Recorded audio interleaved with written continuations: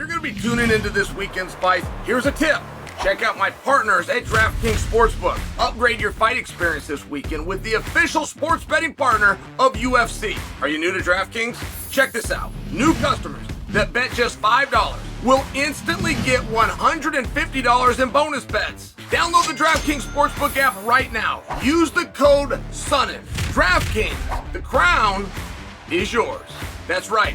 New customers can bet just $5 on anything and receive $150 in bonus bets instantly. DraftKings is giving new customers a shot to get in on the action all night long. If sports betting is not yet available in your state, don't worry. DraftKings is the one-stop shop for all things daily fantasy where you have the chance to win cash prizes. Don't miss out on all the action this week at DraftKings. Download the DraftKings app today. Sign up using dkng.co/Sonnen or through my promo code SONNEN, only at DraftKings Sportsbook.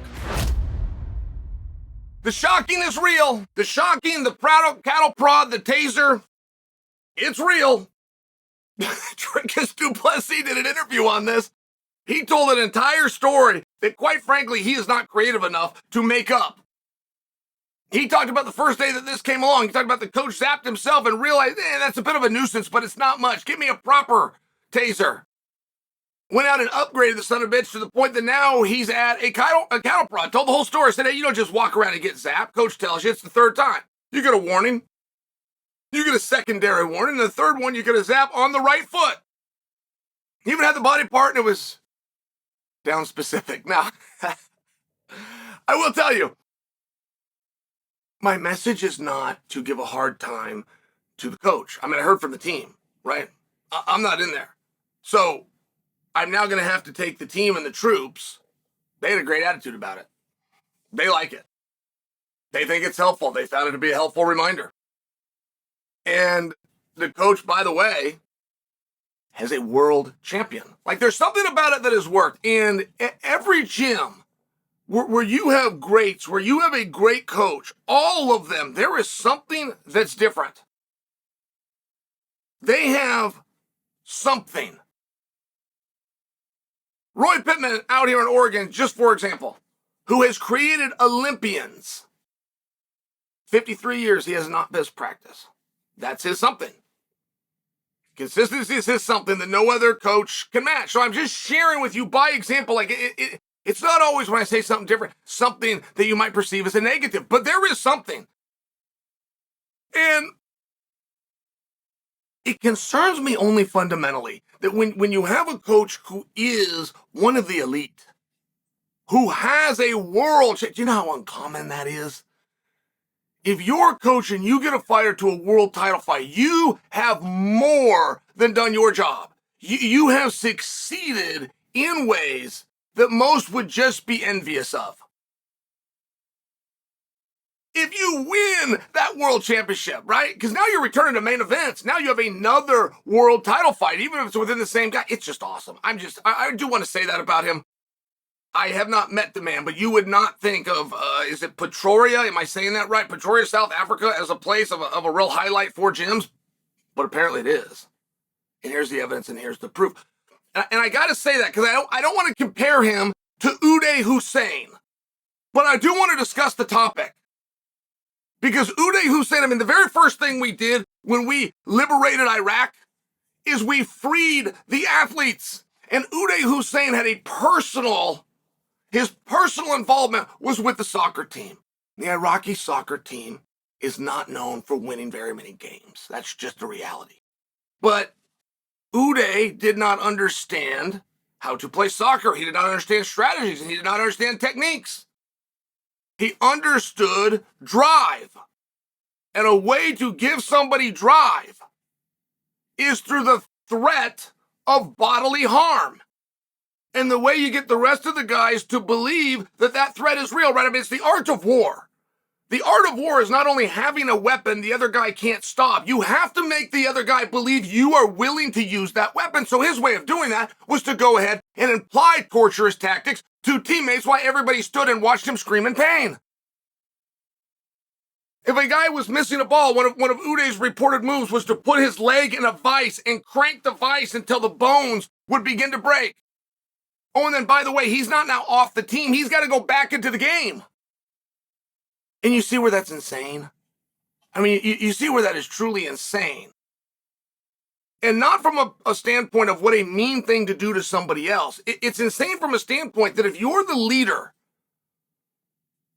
your job, aside from motivating them and getting them to do the right techniques, is to have those right techniques and be able to articulate it to the troops. It is a massive deflection. If you have a team that you're in charge of that is doing the skills that you provided and they are not doing it well enough, the immediate and obvious conclusion is that you got to go look at the man in the mirror and realize your moves and techniques are not good enough, or your explanation of those moves and techniques are not being done well enough. So in fighting, if a guy is trapped in a situation and he's not getting out of it, you could come and zap him. Sure you could. But the message is now that you're not doing your part. Well, what if he is? What if he is doing exactly what he's been shown to do? And there's one of two cases. One, he either wasn't taught that position, or two, the techniques that you taught him are not working. The situation would always fall to the coach. I don't need to zap the son of a bitch. I need to keep him after practice, and I need to show him the importance of pressure on the knee. I've got to show him the importance of bringing your hips through. I've got to show him the effectiveness of getting an underhook while keeping your head up, just for example.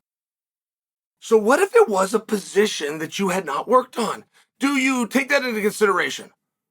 Like when you yell to the guy to get out of there, you yell a second time, and you're not seeing the effort and you're not seeing the mobility. Is that when you get zapped? Because that, I got to tell you, I could drink to. If the effort isn't there and it's a little drive and motivation because you're tired or not feeling good or feeling sorry for yourself, and you show the guy, no, you will recover. No matter how tired you are, no matter how bad you feel, you will recover. So you're going to put the effort in this situation. Whether it works or not, you're going to put the effort. I'm not seeing effort, and here's your reminder. That I could tip my cap to, but is that assessment done? Do you look at that and realize, wait a minute, we covered that on Wednesday. He wasn't here on Wednesday. His mother was sick and he stayed home. Does that get taken into account? I just purely wondering, right? Because I can tell you with Uday, it was not. It was not a matter of we sat down and we reviewed this on film and you knew that this was coming and you should have gone right, but you went left. It wasn't a matter of that. There was no technique shown. There was no display shown. It was purely an effort issue, which in the game of soccer, and as tactical it is simply not true. It is a game of moves. It is a game of chess. If you play soccer on recess when you're 8 years old and somebody throws a ball out there and blows a whistle as a way of keeping kids busy, and that is your extent in soccer, you would not know that. You would not know the strategies and the plays and the communications. You would not be aware of those things. So I think I just want to speak more to the idea that there are definitely times where a coach has to know, I have not done a good enough job at showing this. Or I look around the room, there's not one guy stuck in this spot. There's only 10 guys here, and I've seen 4 people stuck in this spot. Guess what we're going to work on tomorrow? That would be a very common way to do it. But you could also get ahead of that and make sure the deflection does stay off yourself if you put it onto the athlete and the athlete alone. And if you did that in the form of sticking his leg in a vise or hitting his right foot after 3 warnings with a cattle prod.